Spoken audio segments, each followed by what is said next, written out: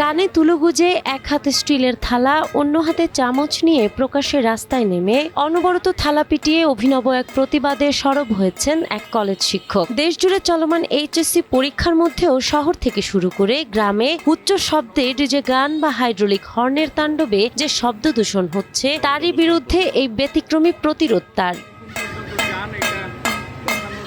প্রতিবাদী এই শিক্ষকের নাম মোহাম্মদ নুরুজ্জামান। রোববার সকালে নিজের কানে তুলো গুজে শহরের বিভিন্ন সড়ক ঘুরে উপজেলা কার্যালয়ের প্রধান ফটকে এসে অবস্থান নেন তিনি। তার দাবি, লাগামহীন শব্দ দূষণে মানুষ তো বটেই, বনের প্রাণীরাও আজ নিস্তার পাচ্ছে না। গভীর রাত পর্যন্ত মাইক ও ডিজে সাউন্ডের অত্যাচারে শিক্ষার্থী, অসুস্থ ও বয়স্করা চরম ভোগান্তিতে থাকলেও প্রশাসন পুরোপুরি নীরব। থালা বাজিয়ে তিনি মূলত বোঝাতে চেয়েছেন, এই দূষণ মানুষের কর্মক্ষমতা ও মস্তিষ্ক ধ্বংস করে দিচ্ছে।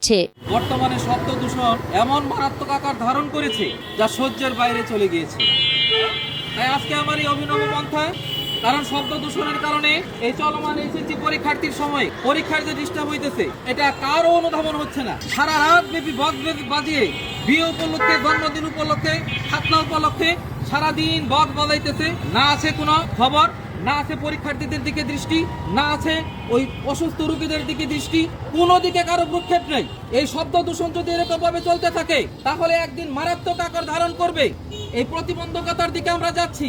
আমাদের কানের শ্রবণ ক্ষমতার বাইরে ধারণা অতিরিক্ত যে এটা তো আমরা সহ্য করতে পারছি না। তাই আমি এখানে এই থাল বাটি বাজিয়ে প্রমাণ করছি যে আমাদের প্রশাসন যদি এই দৃষ্টি না দেয় তাহলে আমরা ভবিষ্যৎ এই নালিতাবাড়িতে মানুষ নিরাপদে বসবাস করতে পারবে না। শিক্ষকের এমন অভিনব উদ্যোগ স্থানীয়দের মাঝে ব্যাপক আলোড়ন সৃষ্টি করেছে। আগামী প্রজন্মের স্বার্থে শব্দ দূষণকারীদের বিরুদ্ধে প্রশাসন কঠোর হবে, এমনটাই প্রত্যাশা সবার।